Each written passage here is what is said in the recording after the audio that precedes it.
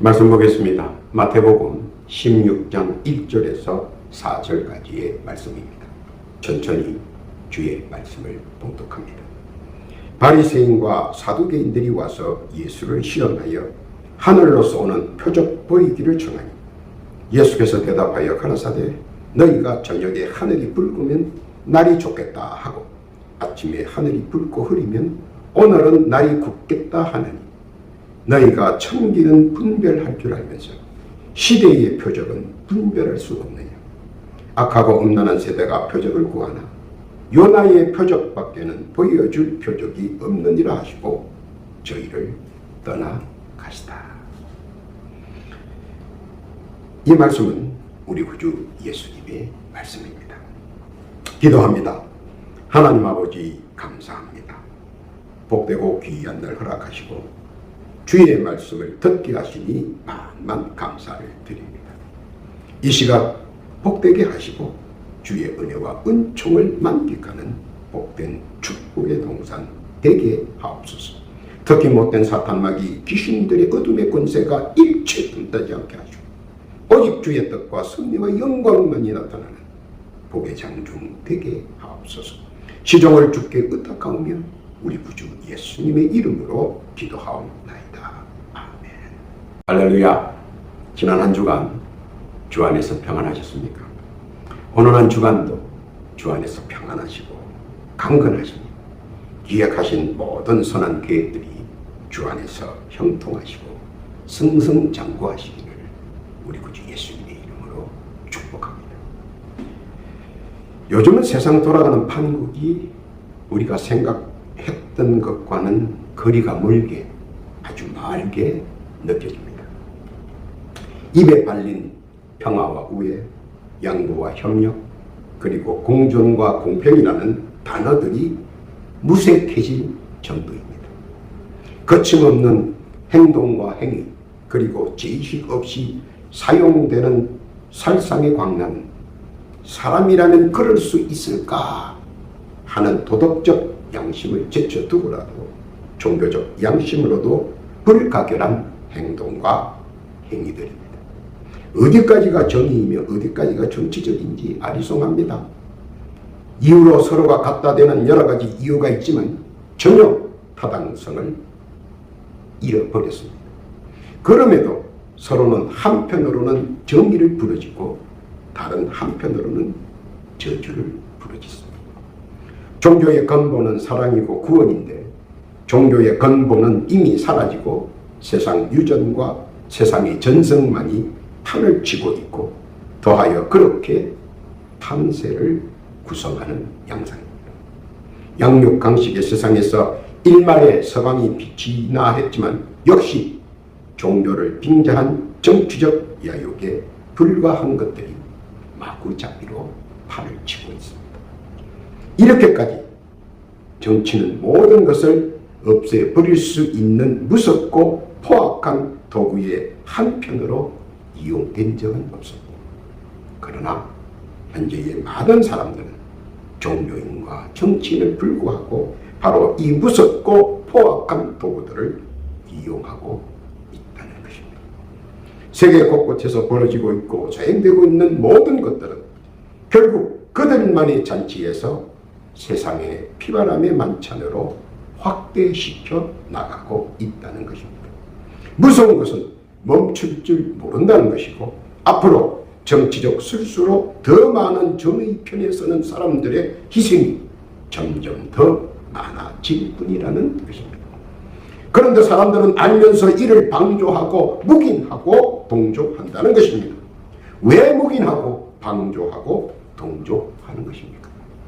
그것은 나쁜 줄 알면서 죄악인 줄 알면서 세상의 유전이라고 세상의 전성에 따르는 것이라고 주장을 힘주어 말하고 있기 때문에 세상은 희생적 발전과 세상의 다양성의 성장을 위한 가슴 아픈 진로라고 정치인들은 항변하기도 합니다. 아리송한 미래적 언어와 유희로 급변하는 세상의 유전과 전성을 따라갈 수밖에 없다는 표현입니다.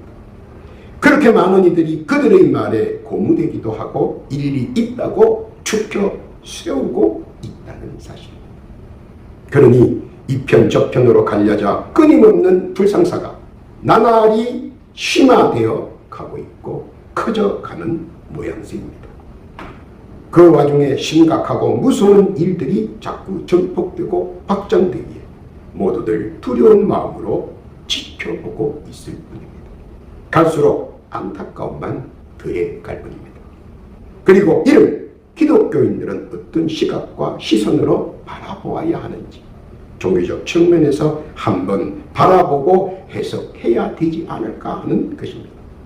이미 세상에 떠돌고 있는 네 가지 요소를 요약하여 살펴보며 우리 주께서 우리에게 하신 말씀 되새겨보며 우리의 믿음을 다시 한 번 더 점검하는 시간이 되었으면 합니다. 첫째로 세상 유전에는 정반합의 유전이 적용됩니다. 쉽게 말하자면 일방적인 승리는 없다는 것입니다. 모든 성패는 양날의 검 같아서 상대에게도 나에게도 피해가 예상된다는 것입니다. 어느 한쪽에 완벽한 승리 같은 것은 없다는 것입니다. 그 이유는 사람의 마음은 각기 지적 수준과 정적 수준 그리고 의적 수준이 다 다르기 때문입니다. 생각과 마음과 행동이 다르다는 것입니다. 일이 같다고 해서 생각과 기지와 신념이 같다는 것은 결코 아니다라는 것입니다. 단지 그것에 관하여 상충하지만 일부의 목적이 같을 수 있기에 같이 뜻을 모았다는 것입니다. 그러므로 그 이상도 그 이하도 다른 것에서도 같이 간다는 것은 아니다라는 겁니다. 그거 한 가지만 같이 간다는 것입니다. 그런데 많은 사람들은 하나가 같다고 둘도 같은 것으로 착각하거나 오인하는 경우가 허다해 자기 수준에서 막말까지 해대지만 그것은 취지를 잘 모르고 행하는 무지와 같은 것입니다. 그중 하나만 같다는 것입니다. 그 이상은 아니라는 것입니다. 우리는 그 점을 늘 한편에 두어야 하는 것입니다.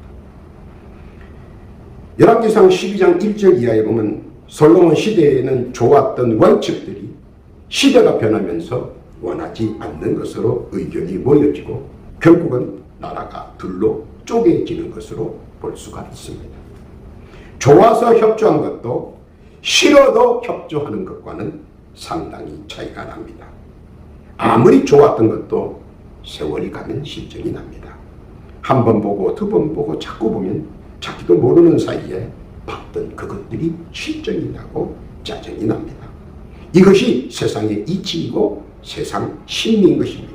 그래서 반드시 자꾸 새로운 그 무엇인가를 찾게 된다는 것입니다. 이것이 정반합의 맹점이자 순리이기 때문입니다. 아무리 좋은 전략도 시간이 가면 실정이 나고 급기야 반감이 날 수도 있다는 것입니다. 즉 세상 유전은 영원히 좋을 수 없다 하는 것입니다. 무슨 뜻인지 깨닫기를 바랍니다. 두 번째는 세상 유전에는 호불호의 유전도 적용됩니다. 처음 좋은 것이 마냥 좋다는 것은 아닙니다. 시간이 지나면 실증을 느끼게 됩니다. 모든 것들이 그리합니다. 그래서 모든 사물은 모든 생명체는 언제나 변화함을 추구합니다. 현실에 맞게 모양이 변하고 형태가 변하고 습관이 변합니다. 창세기의 모습과 현대의 모습도 상당히 변화된 모습입니다. 시대마다 변화하는 것들을 우리는 보기도 하고 느끼기도 합니다. 사람도 마찬가지입니다. 환경과 처지와 습관에 의해 변하기 시작합니다. 환경에 의해 생각과 사고가 달라집니다. 그리고 이를 극복하기 위해 새로운 것들을 자꾸 만들어냅니다. 추운 겨울엔 따뜻한 난방장치가 만들어지고 더운 여름에는 시원한 냉방장치가 만들어집니다. 처지에 의해 지적인 것과 정적인 것이 달라집니다. 자동차와 비행기, 여러분이 잘 사용하고 있는 손전화기, 여러 가지 편의시설들이 개발되고 만들어집니다. 습관에 의해 가치관과 식생활이 현저한 차이를 나타내게 됩니다. 맛있게 먹을 수 있도록 음식이 변하고 영양을 분석하고 질 높은 식생활 습관도 새롭게 만들어갑니다. 그래서 하나를 가지고 전체를 평가하는 것은 사실상 어려운 시대로 가고 있습니다. 내가 좋아하니까 그들도 좋아할 것이라는 편견은 하지 말아야 한다는 것입니다. 같은 색깔과 같은 모습을 좋아한다고 전체가 다 좋아하는 것은 아니다라는 것입니다. 가끔 이를 잘못 이해하여 이런 한 가지의 주제로 네 편, 저 편으로 구별하는데 이는 크게 잘못된 방향입니다. 언제라도 호불호의 생각은 변할 수 있다는 것입니다. 오늘은 친구고 내일은 적이 될 수 있다는 것입니다. 환경의 특성상 같은 색깔을 유지하다가 처지가 달라지면 색깔보다 조명에 더 관심을 가지게 되고 습관이 변하면 자기의 유익 쪽으로 더 깊은 관심을 가지게 되어 있습니다. 이는 나이를 먹거나 보는 눈이 다를 때는 언제라도 다를 수 있다는 사실을 알아야 합니다. 창세기 41장 37절에 보면 요셉을 통해 바로 왕의 눈에 들어 유대의 민족이 대가를 이룹니다. 상류 자리를 차지하고 부와 권력을 향유합니다. 반대로 출애굽기 1장 8절 이하에 보면 바로 왕의 그 눈에 밉게 보여 이스라엘 민족은 멸족의 위기를 당합니다. 그리고 실제로 많은 어린아이가 죽임을 당했습니다. 그리고 많은 사람들이 죽음의 고통을 당했습니다. 좋은 것이 마냥 좋은 것은 아니라는 겁니다. 그래서 항상 호불호를 대비해야 한다는 것입니다. 이것이 시대를 방영하는 것입니다. 알아야 하는 것은 좋은 것도 끝이 있고 나쁜 것도 끝이 있다는 것입니다. 그래서 좋을 때 나쁜 것에 대비해야 하며 나쁠 때 좋을 때를 염두에 두고 손끝에 인정을 두어야 한다는 것입니다. 왜냐하면 이 세상은 영원한 것이 없기 때문입니다. 세상에 유존해서 사람에게 호불호가 영원할 수는 없기 때문입니다. 그래서 우리는 세상을 직시하고 깨달아야 한다는 것입니다. 무슨 말씀인지 깨닫기를 바랍니다. 세 번째, 세상에는 공생공존의 유전도 적용됩니다. 더불어 살자는 의미는 덧없이 좋습니다. 너도 좋고 나도 좋고 모두가 좋고 이러한 공생의 범위가 점차 넓어지고 확대됩니다. 그런데 색깔이 다르고 형태가 다르고 모양이 달라도 비슷하면 그래도 보기 좋지만 전혀 다르다면 그때부터 어긋나기 시작합니다. 사람들은 자기의 색깔을 돋보이려고 여러 가지를 기획합니다. 또 다른 사람들만의 형태를 부각시키기 위해서 나름대로 계획을 수립합니다. 그뿐만 아니라 자기들의 모양을 더 인식시키기 위하여 전략을 꾸미기도 합니다. 각자가 자기의 활동 영역과 범위를 넓히기 위해 안간힘을 쓰다 보니 공평과 조화와 협력이라는 범위의 선을 피차 넘어가 버리게 됩니다. 그러다 보니 서로의 영역과 범위를 보존하거나 확장하기 위하여 극한의 상황들이 벌어집니다. 과열된 모습 속에서 그동안 볼 수 없었던 여러 가지 위장된 모습들이 여과 없이 나타납니다. 서로의 양보 없는 극단은 분열의 고리가 되어버립니다. 그러다 빈틈이 보이고 각자의 이기심이 발동하면 파행을 거듭하다 결국은 공생공존의 좋은 의미는 이기심의 허울 속에 그냥 주저앉게 됩니다. 누가복음 3장 1절 이하에 보면 예수님 당시 이스라엘에는 3개의 분봉왕들이 있었습니다. 서로 이스라엘이 3등분해서 서로 잘 통치하고 공생공존하자고 서로 협약을 했습니다. 또 서로가 인척관계이기 때문에 그렇게 될 거라고 했습니다. 그러나 어떻습니까? 물밑으로는 악의 다툼이 벌어집니다. 누가복음 3장 1절 이하에 보면 티베리아 가이사가 위에 있는지 15해 곧 본디오 빌라도가 유대의 총독으로 헤롯이 갈릴리의 분봉왕으로 그 동생 빌립이 이두레와 드라고니 지방의 분봉왕으로 루사니아가 아빌레네의 분봉왕으로 이 세 가지로 이 세 명의 분봉왕들은 서로 공생공존하자면서 서로 죽이지 못해 암탈이 났습니다. 아비규환과 용호 상쟁 끝에 갈릴리의 분봉왕 헤롯이 승리합니다. 그렇게 치열했던 분봉왕들의 싸움에서 승리한 헤롯 왕도 결국은 몇 날이 못 되어 그도 세상을 갑자기 떠납니다. 공생공존의 원칙을 깨고 자기의 입지를 위해 수많은 사람들의 희생으로 만들어졌지만 결국 힘 한 번 써보지 못하고 누리지 못하고 비명 행사했습니다. 힘의 균형을 위해 암투를 벌였고 세력의 확장을 위해 아부도 떨었고 조화라는 미명 안에 수많은 악의 일을 자행했지만 결국은 그 일이 끝나 자기 자신도 명예를 누려보지 못하고 끝장을 내버렸습니다. 후회하며 파란만장한 일생을 마쳤습니다. 사람은 공생공존의 원칙을 지킬 수가 없기 때문입니다. 알아야 하는 것은 세상의 유전과 전성으로는 원칙이 지켜질 수 없는 것입니다. 무슨 뜻인지 깨닫기를 바랍니다. 네 번째로 세상에는 운칠기상의 유전도 적용됩니다. 사람들은 누구나 할 것 없이 통찰력이 있고 견달력이 있고 추진력이 있으며 응집력이 있습니다. 누구 하나 흐트러 볼 수 없는 완벽한 개인입니다. 물론 가문이슬에 의해 약간의 심리적 갈등으로 쏠림 현상은 있으나 이성적 판단력이 있는 개인입니다. 그러나 사람은 완벽할수록 깨닫는 것이 있는데 그것은 이 세상에서 완벽함이 없다는 것입니다. 당시에는 최첨단인 것 같으나 어느 시점이 지나면 언제인지 자신도 모르는 사이에 어느새 구닥다리가 되어버립니다. 발전의 속도가 미비했던 지난 세기에서는 크게 느껴보지 못했지만 지금은 분초를 다투는 시간과의 경쟁 속에서 느끼는 것은 발전의 속도가 너무 빠르다는 것입니다. 그럴 수밖에 없는 것이 발전의 속도의 가속이부터 더더욱 빠르게 발전해 가지만 우리는 지난날의 것에 미련을 두어 그만큼의 속도를 따라가지 못하여 머뭇거리게 되고 허리차가 점차 그 간격이 벌어졌어. 어쩌면 동시대에 함께 살면서 한 세기가 뒤처진 낙오의 세상에 머뭇대고 있는 경우도 있다는 것입니다. 동시대에서 누구는 한 세기 빨리 가고 누구는 한 세기 뒤처져서 허둥대는 모습으로 살고 있는 세계라는 겁니다. 그래서 많은 사람들은 이를 두려워하고 이를 타파하기 위하여 수많은 노력들을 하고 있습니다. 그러나 하나 알아야 하는 것은 모든 일은 때가 있고 기회가 있고 순간이 있다는 사실입니다. 훅훅 그냥 지나가는 것 같이 보이나 이럴 때도 알고 준비하는 척도 있고 또 모르고 기회를 놓칠 수도 있습니다. 그 이유는 믿음의 결단력이 부족하여 언제나 뒷북을 치고 있다는 것입니다. 그때 믿음의 정의는 무엇인가 하는 것입니다. 이때 믿음의 정의는 신의 영역이 있다는 것입니다.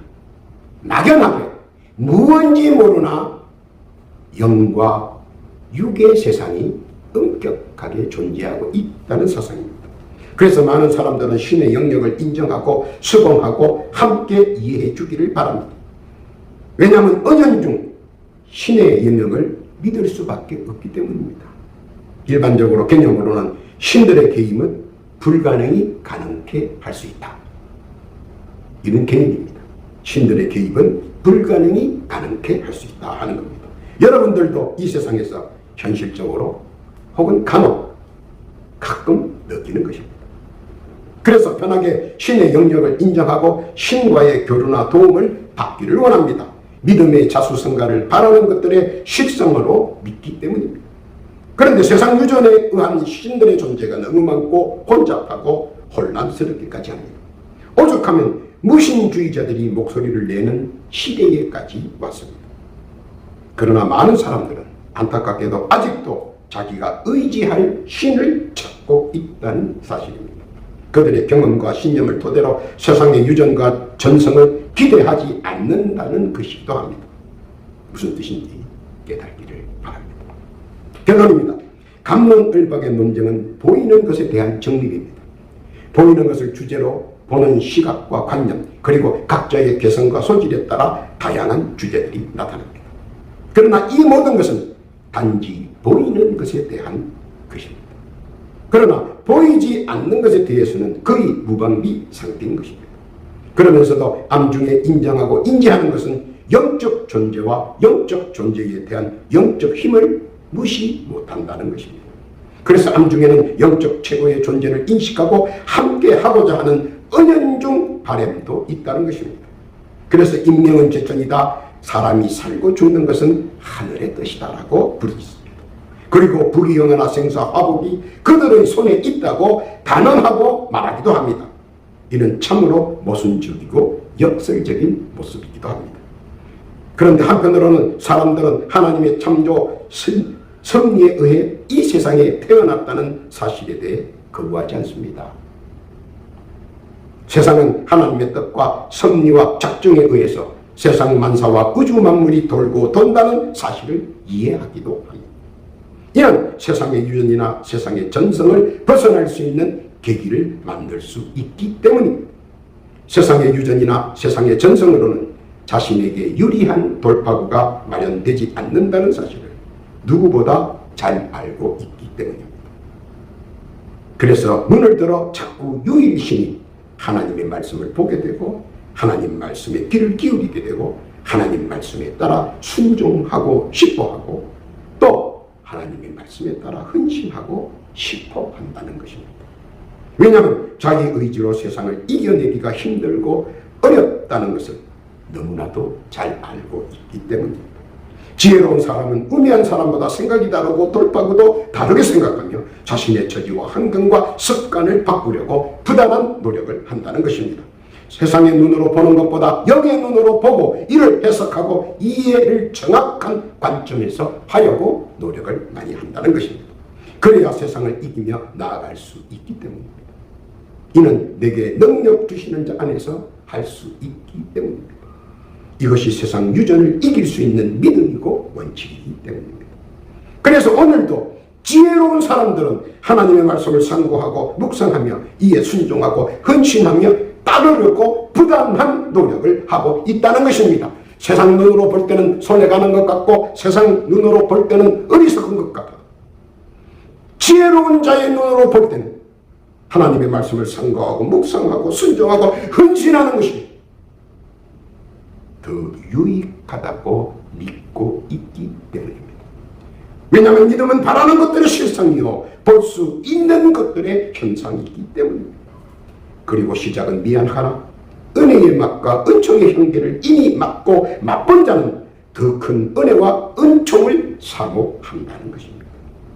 믿음의 시작은 미약하나 그 나중은 점점 더 창대하며 믿음의 완성품으로 거듭날 수 있다는 것입니다. 이것이 세상의 유전과 세상의 전성을 이길 수 있는 가장 강력한 무기이기 때문입니다. 그리고 그 결과는 믿습니다. 요한 3서 1장 2절 이하에 보면 사랑하는 자여 내 영혼이 잘됨 같이 내가 범사에 잘되고 강건하기를 내가 간구하노라. 영적인 것이 잘되어야 모든 것이 다 잘된다는 것입니다. 범사의 모든 일까지도 말입니다. 더하여 세상의 유전과 세상의 전성도 포함해서 말하는 것입니다. 무슨 뜻인지 믿고 깨닫기를 바랍니다. 오늘도 주의 말씀을 믿고 의지하며 순종하고 헌신하기를 원하시는 복되고 귀한 성도들, 언제나 주의 뜻과 섭리와 작정 안에 함께 하셨습니다. 쏟아 부어주시는 은혜와 은총 그리고 주의 자비와 사랑을 마음껏 받아 누리고 누리시는 복된 성도 다 되시기를 우리 구주 예수님의 이름으로 축원합니다. 아멘. 기도합니다. 하나님 아버지 감사합니다. 오늘의 말씀을 잘 깨닫게 해 주옵소서. 세상에서 편협한 자가 되지 말고 영적으로 성장을 이루게 해 주옵소서. 또한 주의 말씀 안에 거하는 자 되게 해 주옵소서. 주의 말씀 안에서 은혜와 은총과 주의 자비와 사랑을 누리게 해 주옵시고 그렇게 되기를 원합니다. 더불어 기도하옵기는 사랑하는 주의 백성들 각자 기도하는 제목들이 있습니다. 주여 귀 기울여 들어주옵소서. 작은 것 하나까지라도 헛되이 땅에 떨어지지 않도록 간합하시고 응답 내려 주옵소서. 속히 응답받기를 원합니다. 또한 기도하옵기는 육신의 질과 병고로 고난과 고통 속에 아픔을 당하는 주의 백성들이 있습니다. 주여 치료의 광선을 허락하사 신유의 은사를 허락하여 주옵소서. 상처가 치유되고 평안이 완치되고 질구가 강건으로 역사하여 주옵소서. 지금 이 시간 예수의 이름으로 간구하오니 예수의 건과 능히 역사하여 완치케 하여 주옵시고 건강케 해 주옵시고 강건케 해 주옵소서. 조속히 응답 허락하옵소서. 감사와 찬송과 영광을 주께 올리오며 우리 구주 예수님의 이름으로 기도하옵나이다.